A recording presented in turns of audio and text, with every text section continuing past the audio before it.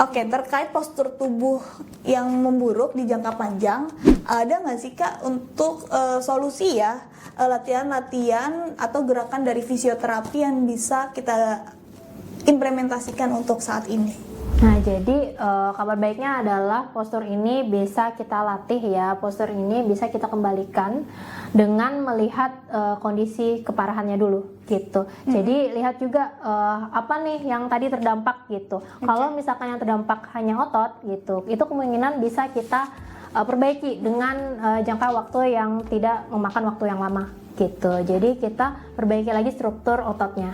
Itu sangat-sangat bisa gitu. Nah, caranya adalah dengan benar tadi ya, ada beberapa gerakan untuk melatih kekuatan dan menyeimbangkan ototnya lagi gitu. Jadi selain penguatan otot juga ada peregangan gitu atau stretching. Nah, stretching itu kan bisa dilakukan self stretching atau bisa dilakukan di rumah ya. Bisa dilakukan dimanapun sebenarnya gitu. Dan tapi harus dengan pengawasan kita dulu gitu. Jadi kita edukasiin dulu, kita ajarin dulu bagaimana stretching yang benar. Jangan juga asal-asalan atau sotoy ya gitu untuk cari-cari sendiri nih. Sedangkan sebenarnya permasalahannya, misalkan nih kamu cari di YouTube permasalahan Stretching. ya, stretching untuk sakit pinggang. Nah, sebenarnya kalau walaupun kamu sakit pinggang itu juga bermacam-macam gitu. Jadi harus dengan anjuran dari fisioterapisnya gitu. Karena kalau dari fisioterapi biasanya kita akan memberikan beberapa stretching bagi pasien sesuai step by stepnya ya? Ya, jadi atau sesuai. bagaimana? Jadi harus sesuai dengan keluhan dan juga harus sesuai dengan pemeriksaan atau asesmen yang kita lakukan gitu pada saat nanti pasien datang ke fisio. Jadi benar-benar harus disesuaikan gitu. Oke, terkait dengan beberapa latihan, biasanya kan fisioterapi akan memberikan latihan di klinik. Balik lagi mungkin baiknya harus konsisten ya untuk melakukan latihan tersebut. Betul. Dan terkait latihan kan biasanya untuk pasien akan mendapatkan setelah menjalani fisioterapi ke klinik. Nah, dari fisioterapi sendiri postur tubuh apa sih yang bisa ditangani dari fisioterapi?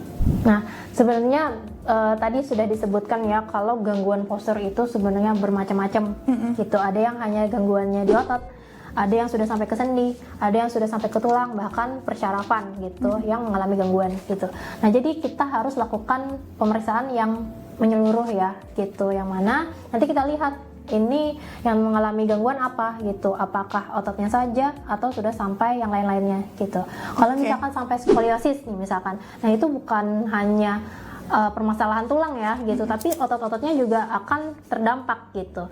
Jadi benar-benar harus kita sesuaikan gitu. Jadi tadi kita juga memberikan latihan yang sesuai dengan permasalahannya gitu. Ada teknik-tekniknya masing-masing gitu. Oke, berarti sangat berefektif banget ya memperbaiki tubuh dengan melakukan fisioterapi. Iya, jadi tadi selain latihan, sebelumnya kita harus memperbaiki jaringannya dulu.